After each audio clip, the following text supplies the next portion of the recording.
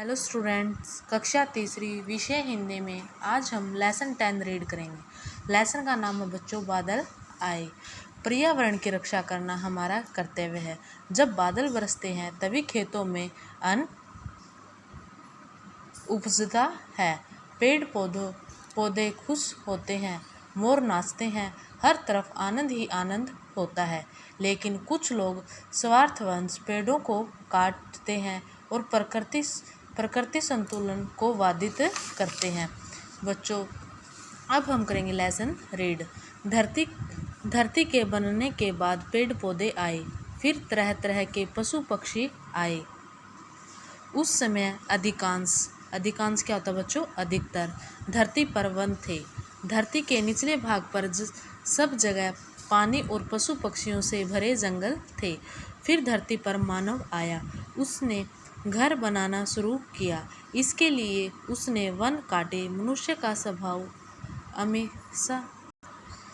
हमेशा से ही अधिक पाने का रहा है। स्वभाव क्या होता बच्चों? आदत। इसलिए जहाँ 4 पेड़ काटने से काम चलता है, वहाँ वह 8 पेड़ काट डालता है।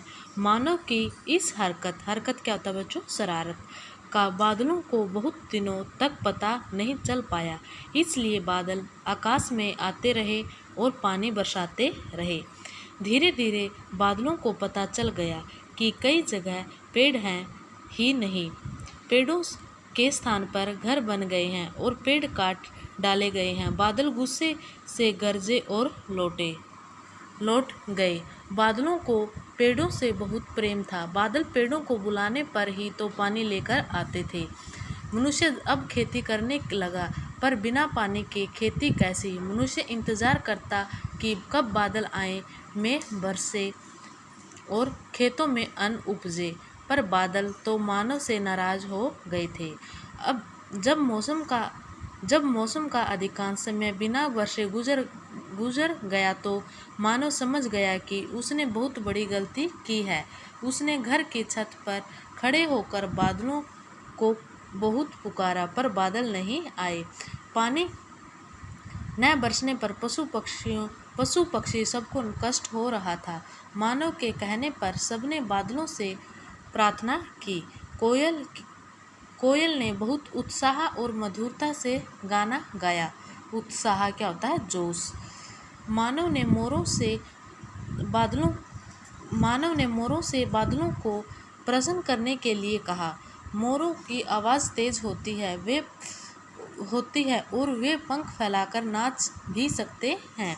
बादल आवाज़ न सुन पाए तो नाच देखकर तो खुश हो ही सकते हैं। मोरों ने कों करके और पंख फैलाकर नाचना शुरू कर दिया। वे गाने लगे, बीता साल बिना पानी के आओ बादल दादा, धरती पर पानी बरसाओ पहले से कुछ ज़्यादा। मोरों की आवाज़ बादलों तक पहुंची। उन्होंने नीचे धरती पर उनका नाच देखा तो खुश हो गए। खुश होकर उन्होंने पानी बरसाना शुरू कर दिया।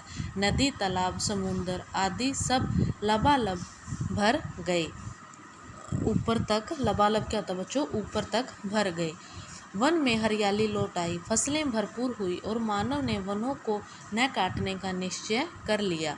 मोर आज भी बादलों के लिए गीत गा रहे हैं और नाच रहे हैं। जैसे ही आकाश में काले काले बादलों की रेखा दिखाई देती है, वैसे ही मोर पंख फैलाकर नाचना शुरू कर देता है, साथ ही कों करके गाता भी है। बच्चों, ये था हमारा लेसन जो कि हमने कंप्लीट रीड कर लिया है। बच्चों, इस लेसन से हमें यही सीख मिलती है कि हमें प्रकृति से प्रेम करना चाहिए, प्रकृति की रक्षा करनी चाहिए और वृक्षों को नहीं काटना चाहिए। पेड़ पौधों की देखभाल करना ही हमारा कर्तव्य है। Thank you.